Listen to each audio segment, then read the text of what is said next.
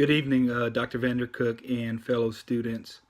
For my senior thesis paper, my question that I sought to answer was, should Genesis 1:1 be interpreted as the literal moment in which God created the entire cosmos? So it all started basically from me kind of surveying the who's who of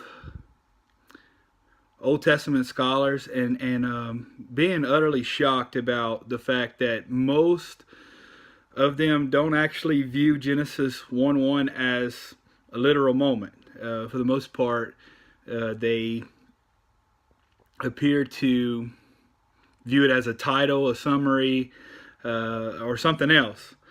And my quest really was to search for myself and find out what it actually meant in Hebrew, and hopefully try to uncover what the original audience would have read. I took the position that Genesis 1:1 should be interpreted as a literal moment. That in the beginning, God created the heavens and the earth, and I take that very literally. Because I think whenever there starts to be gray issues like that, I think it's a dangerous thing. And in the beginning, Reshit in Hebrew is basically an unspecified amount of time. So I don't know how long it was, but in the beginning, he created everything. Who's the subject? God. What did God do? He created bara. He every time bara is used in the Old Testament, it's always God is always the subject when that particular word is used. While also in Genesis, the creation account, asa is used a lot as well, but asa means to make something, or God made something. It's not bara. So it's a unique word that is used in verse 1. And so in the beginning, God created the heavens and the earth. Now, the heavens and the earth is particularly viewed as a merism. It's a Hebrew poetic, kind of a poetic device to describe the totality of everything.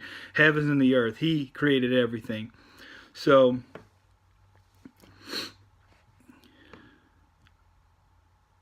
unequivocally, I do think that that is literal. God did it, and that's what I attempted to prove in my paper. What I learned during my research is that just how biased some of these critical scholars were. So my paper dealt with really how critical scholars determine meaning, how textual scholars determine meaning, the role of selectivity when it comes to their sources and the context in which they derive meaning, and ultimately the difference between what critical scholars see Genesis 1:1 as, a title, a literary device, or seeing it as a literal moment. And what I learned, as I said before, is that they were so biased. Their meanings were so much different when it came to those words that some of them that I shared in Genesis 1:1 were just so different from what I would call orthodox, or what textual scholars would define these terms as. Also saw that critical scholars often base their assumptions off of ancient Near East documents. That's to me alarming, and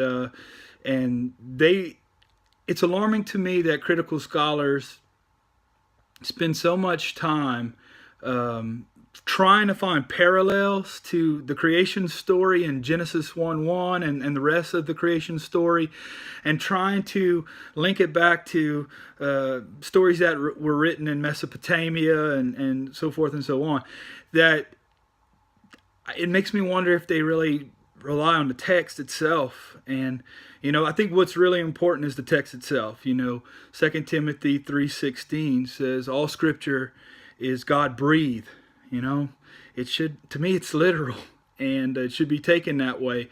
And I think they kind of put their heads in the sand by looking at these other documents and trying to find things. But what I did learn through the research is that the few textual scholars that I trust and that I use in my paper, they actually had great defenses themselves for not seeing any parallels with some of these creation stories, ancient creation stories elsewhere, and that even some critical scholars had to even bite their tongue and swallow their pride and say that Genesis 1:1 is unique, and the whole creation account is unique only to the Christian faith or ancient Judaism. When it comes to the strengths in my paper, I think I did a pretty good job of providing evidence for what I believe to be true about the discrepancies of critical scholars and also the truths that textual scholars have. Weaknesses, I would probably say my paper, I probably ranted too much. I probably spent too much time hammering critical scholars and maybe not enough time drawing out why I trust textual scholars.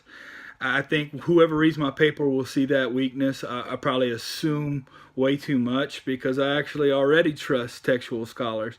The thing is, when you're writing a paper, I'm supposed to convince the reader of why, and I don't think I did that. I assumed a lot that they would agree with me, and that's not always the best thing. What I would have done differently,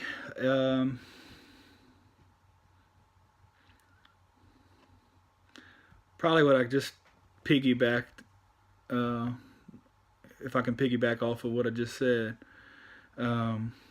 I probably would have spent more time explaining why I believe it's a literal moment. Now, sure, did I give examples? Did I cite people and that I agree with? Of course, but I don't know if I did the best job of explaining why I agree with them. And I think I would try to spend more time doing that, given the chance.